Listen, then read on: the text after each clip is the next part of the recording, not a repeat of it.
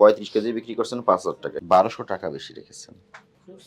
খুচরা বলে 1200 টাকা বেশি রাখবেন? খুচরা মূল্য নির্ধারণ করা আছে না?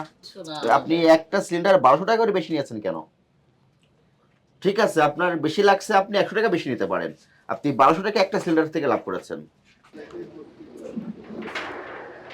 বন্ধ কেন এটা? সবাই হ্যাঁ? সিস্টেম করে। বন্ধ করে রাখছেন কেন? ভোক্তা অধিকার অধিদপ্তর কবে গ্যাস এসছে? গ্যাস এসেছিল গতকালকে। গতকালকে। তো এটা তো বললো গ্যাস আসে না, তো গতকালকে আসছিল মানে কি? তাহলে তো আজকেও আসবে নাকি?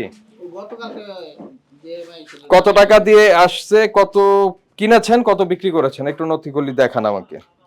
সংশোধন হয়েছে না আপনারা? হ্যাঁ, এটাকে সতর্ক করে দেওয়া হয়েছিল। সতর্ক করা বলতে গ্যাসই পাই না ঠিক না। গ্যাস ভিতরে আছে, আমি দেখি।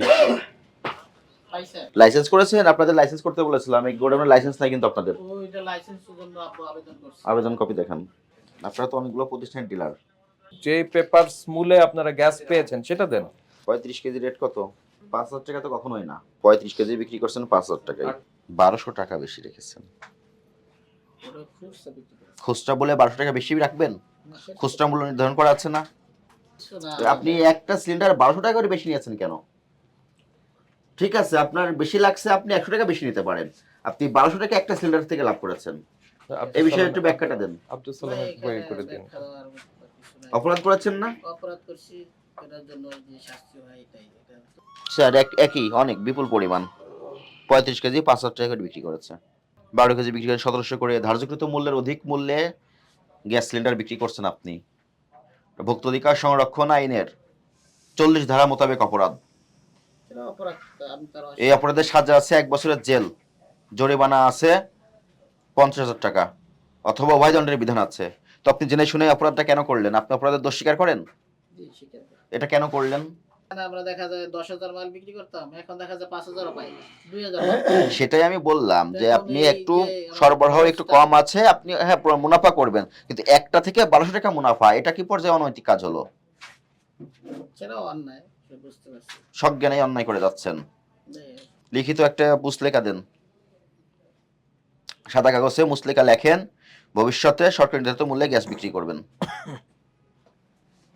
সবুজ ভাই, আর 35 কেজি সিলিন্ডার 5,000 টাকা করে বিক্রি করেছেন, এগুলো লিখিত দেন, ভবিষ্যতে আর করবেন না। স্যার 12 কেজি কত করছে? 12 কেজি বিক্রি করেছে 1700 টাকা, যেটার মূল্য 1306 টাকা। উনি সর্বোচ্চ 1280 টাকা বা 90 টাকায় পাচ্ছে। 394 টাকা, ওর থেকে বেশি মূল্যে বিক্রি করছে। হ্যাঁ, ডেফিনেটলি 400 টাকা বেশি বিক্রি করছে 12 কেজিটা। 394 টাকা। শোনেন, একটা কথা হচ্ছে যে সংকট থাকলে কম পাবে, কিন্তু যেটা কম পেয়েছে সেটাকে বেশি দামে বিক্রি করার কি যৌক্তিকতা আছে?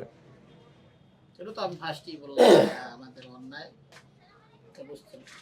শুনুন, মানুষের এই ক্রাইসিসের সুযোগ নিয়ে মানুষকে বিপদে ফেলে এই ধরনের মুনাফা করা খুবই খারাপ। আপনার অপরাধ স্বীকার করলেন আপনি? জি জি। ভবিষ্যতে আর করবেন? না না, করবো না। সংশোধন হবেন?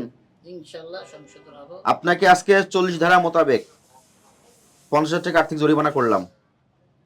ভবিষ্যতের জন্য এরকম ঘটনা না ঘটে।